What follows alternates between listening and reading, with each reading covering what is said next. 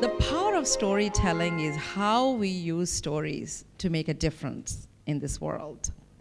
And I've learned it two different ways. The first is I've been at Intel for about a dozen years. And what I learned, every time you want to present a new idea to a corporation, to your CEO, first you have to get used to being thrown out of the boardroom a few times. And we were talking about internet in 1994, saying this is going to be something big, people are going to buy things online, and this is what's going to happen, that's what's going to happen.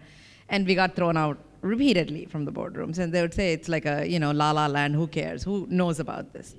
Then I was going to TED at that time in 94, and I met a bunch of people who didn't think I was crazy, who actually believed in what I was saying.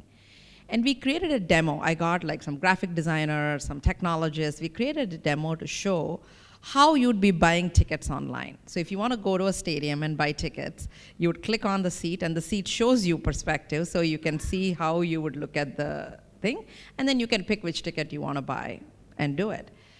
I could show the demo to my management and say, to make this happen, we need to make this kinds of investment in security in the back end, this kinds of connections we need to make with the banks, and this kinds of graphic designers need to, archive every map that is there for stadiums, and they got it.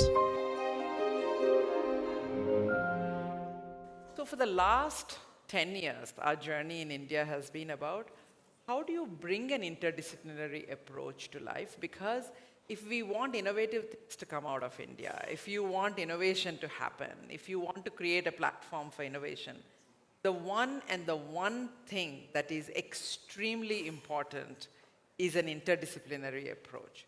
It's important to know a little bit of a lot of things and not just one thing and one thing only.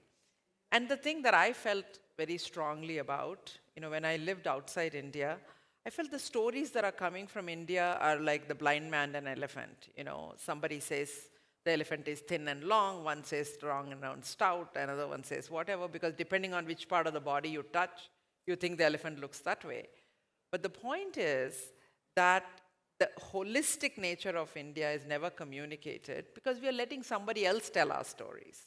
It's Discovery Channel telling our stories, National Geographic telling our stories, it's the stories of exotic.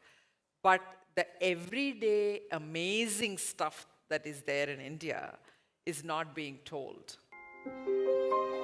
First thing for me was that from success, what the heck does success mean?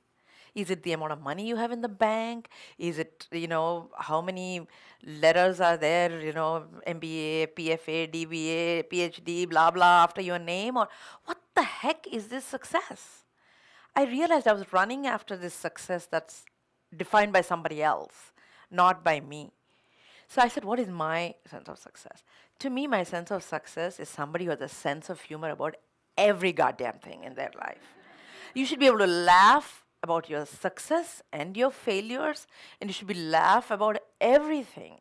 So I thought of, I was in India, and everybody used to tell me that, if you were only a little lighter skinned, you could have been good looking, If only you were, and my uncle would say, thank God you're short, because if you're tall, how difficult it is to find a man taller than you. So I was like, wow, this is, so I came to America, Portland, Oregon, 92% white population. I thought I've died and gone to heaven because everybody wanted a tan. And here I was with a permanent tan. So I was like, wow. And everybody wanted to date me. I'm like, cool, blonde, blue-eyed, that was the guy I wanted to date. It's like, I just want to say that, we have a quote that drives us. And what it is that life ought not to be measured by the number of breaths you take, but by the number of moments that take your breath away.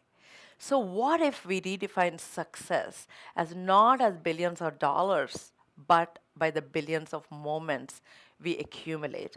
To us, impact is the billions of moments that we create for others. And impact is, as Gloria Steinem said, it's not just about raising our daughters like our sons, it's about raising our sons like our daughters. And I think when we know how to interact with the world, that's when we know how to be truly, truly billionaires and create success.